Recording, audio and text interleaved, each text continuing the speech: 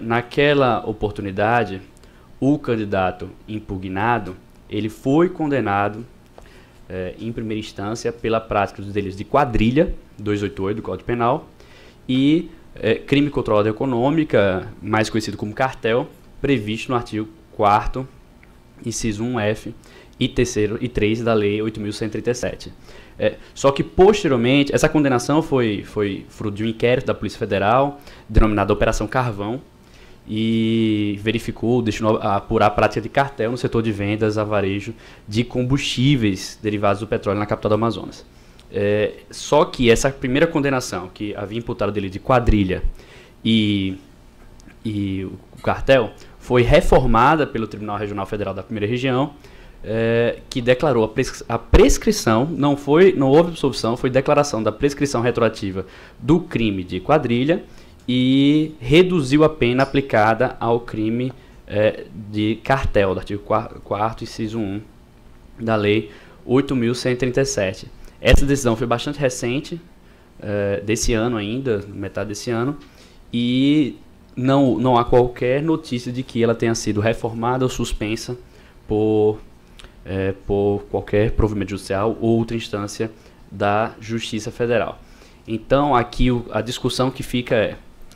sendo esse crime apontado pela Lei 8.137, qualificado pela Lei 8.137 como crime contra a ordem econômica, ele ensejaria a incidência da inelegibilidade prevista na Lei da Ficha Limpa.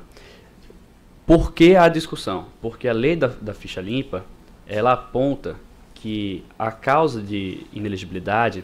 prevista no artigo 1º, a linha E, ponto 1, é de que seria inelegível aqueles que forem condenados em decisão proferida por órgão colegiado pelos crimes contra a economia popular, a fé pública, a administração pública e o patrimônio público.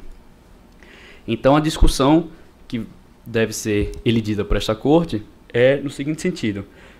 esse crime, qualificado pela legislação como crime contra a ordem econômica, para fins de inelegibilidade, ele se caracterizaria crime contra a economia popular,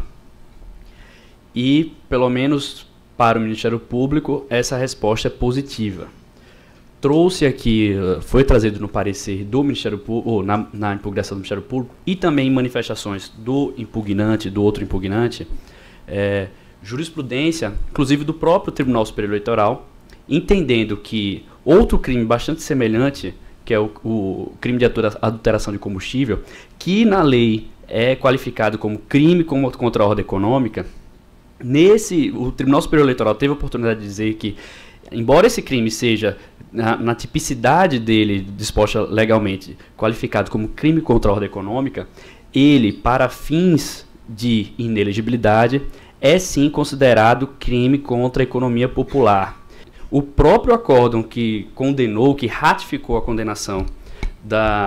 do senhor Abdallah Bibi Frache, ele diz o seguinte: isso o acórdão 2003-3200-01896, publicado agora há um mês.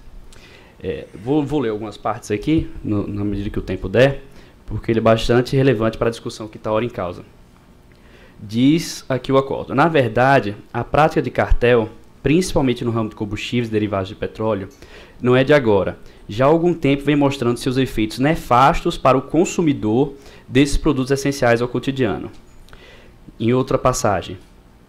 pelo fato de ser tal prática entre as condutas anticompetitivas a que traz mais danos diretos ao consumidor brasileiro. Em seguida: com efeito, a formação de cartel para fixação artificial de preço de mercado